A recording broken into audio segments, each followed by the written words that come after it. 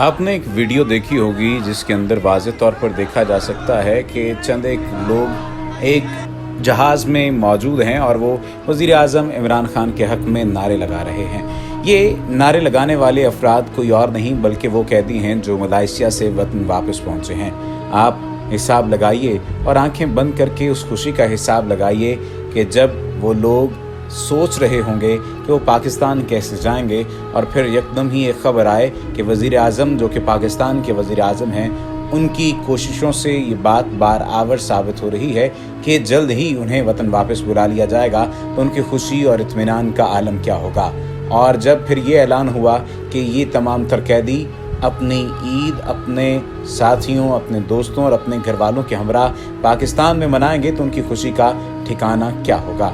यकीनी तौर पर इस खुशी का ठिकाना नहीं हिसाब लगाया जा सकता कि क्या होगा और इस खुशी की इंतहा क्या होगी। आप हैरान होंगे कि वज़ीर आज़म इमरान खान ने तहरीक इंसाफ में अपना जो इंतखाबी मंसूर पेश किया था उसके मुताबिक यही था कि अवाम पर सरमायाकारी की जाएगी। इक़्तिदार में आकर अमरीका में कैद आफिया सिद्दीकी और दीगर वतन के बासियों को वापस लाया जाएगा। और इमरान खान ने ये बात भी कही थी कि हम पाकिस्तान को एक इस्लामी फलाही रियासत बनाना चाहते हैं। मदीना दुनिया की पहली फलाही रियासत थी जो पाकिस्तान के लिए रोल मॉडल है और आज वो वक्त आ चुका है जबकि आपने देखा कि वज़ीर आज़म इमरान खान की कोशिशों से ये एक अमर भी जो रुका हुआ था वो तय पा गया। आपने हैरानगी का मुजाहरा किया होगा कि जब आप इतनी तादाद में लोगों को, तमाम तर लोगों को सिर्फ और सिर्फ वज़ीर आज़म इमरान खान के हक़ में नारे लगाते हुए देख रहे होंगे। वफाकी वज़ीर बराए हवाबाजी गुलाम सरवर ने ये बात कही आज एक बयान में कि मलेशिया से कैदी पाकिस्तान पहुंच चुके हैं और ईद अपने प्यारों के साथ मना सकेंगे।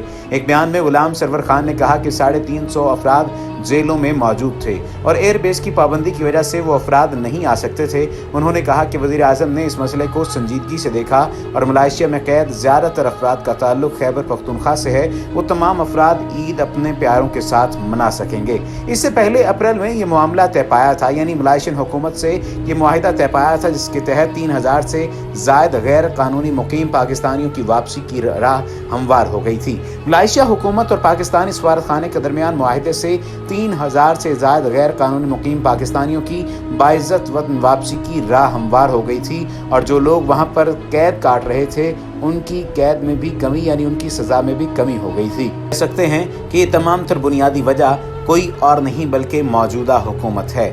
अगर बात की जाए मलेशियन इमिग्रेशन की, तो मलेशियन इमिग्रेशन ने पाकिस्तानी हाई कमीशन की दरख्वास्त पर गैर कानूनी बाशिंदों पर फीकस जुर्माना 1 लाख से कम करके 15,000 रुपये कर दिया और मलेशिया में फंसे 12 मरीज और 25 खवातीन बच्चों समेत 100 अफराद वतन वापस भी पहुंच गए।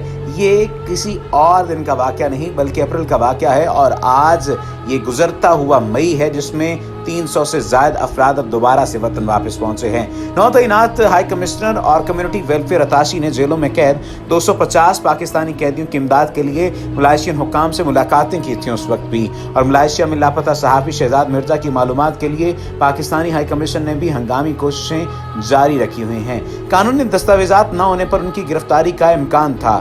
मलेशिया में 10 लाख से ज़ायद गैर कानूनी तारकीन वतन के खिलाफ क्रैकडाउन हुआ और उसमें 250 पाकिस्तानी तारकीन वतन गिरफ्तार भी हुए।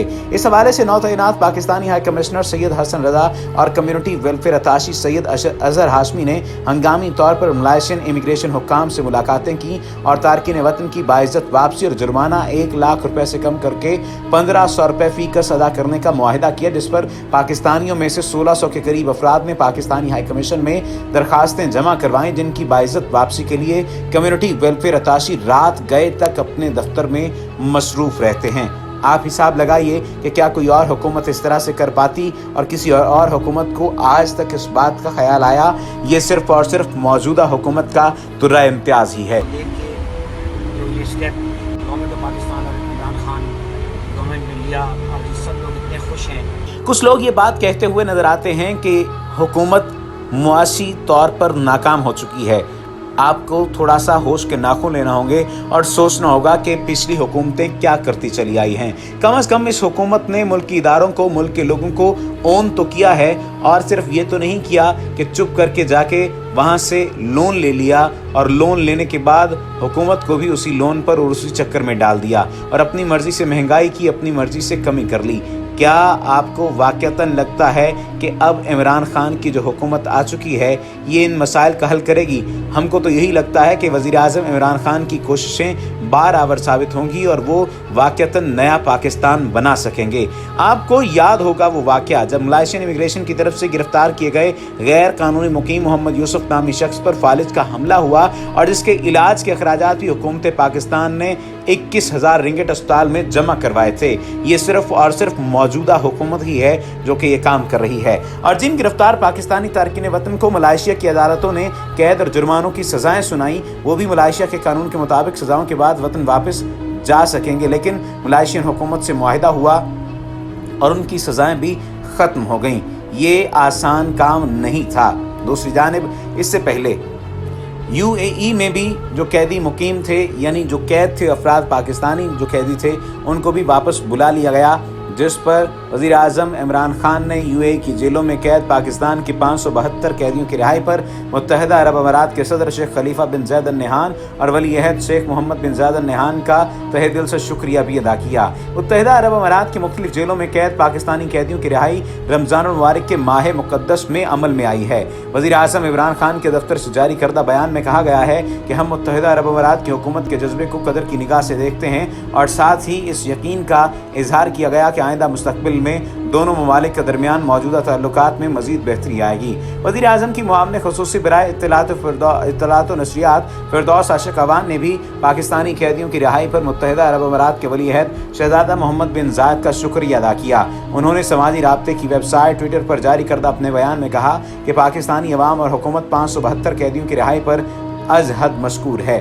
فردوس عاشق اعوان کا کہنا تھا کہ یہ ہوتی ہے حقیقی قیادت جو اپنے نہیں دوسرے کے بچوں کا سوچتی ہے۔ پاکستان کی وزارت خارجہ کے ترجمان ڈاکٹر فیصل نے بھی ہفتہ وار بریفنگ میں کہا تھا کہ UAE سے 3500 پاکستانی قیدیوں کو رہا کیا جا رہا ہے۔ ان کا کہنا تھا کہ پہلے مرحلے میں 572 قیدیوں کو رہا کیا جائے گا۔ انہوں نے بتایا تھا کہ رہا ہونے والوں میں سے ابوظہبی سے 262، عجمان سے 65، فجیرہ سے 62 اور شارجہ سے 52 پاکستانی قیدی شامل ہیں۔ اور اسی بریفنگ میں ترجمان دفتر خارجہ ڈاکٹر فیصل کا کہنا تھا کہ امریکہ سے 50 پاکستانیوں کو ڈیپورٹ کیا گیا ہے۔ انہوں نے واضح کیا تھا کہ ڈیپورٹ ہونا پاک امریکہ تعلقات کے ایجنڈے کا حصہ ہے۔ آپ اس بات کا بھی حساب لگائیے کہ آئندہ آنے والے دنوں میں کیا یہ قیدی حکومت کے خلاف کوئی بات کریں گے؟ یعنی لازمی طور پر نہیں کریں گے، کیونکہ موجودہ حکومت نے ہی ان کے بارے میں سوچا ہے۔ اس سے پہلی حکومتوں کے وقت میں کبھی ایسی کوئی خبر سامنے آئی تھی کہ جو بیرون ملک قیدی ہیں ان کو واپس لایا جائے، ان کو رہا کروایا جائے اور ان کا جرمانہ کم کیا جائے، یا ان کی جگہ پر حکومت پاکستان پیسے خرچ کر رہی ہو؟ ایسی کوئی مثال نہیں ملتی، اور اگر مثال ملتی بھی ہوگی تو اکا دکا مثالیں ہیں۔ اب جس نہج پر کام ہو رہا ہے یہ واقعتاً پاکستان کے تشخص کو، پاکستانیت کے تشخص کو برقرار رکھنے میں اہم کردار ادا کرے گا۔ وما علینا الا البلاغ المبین۔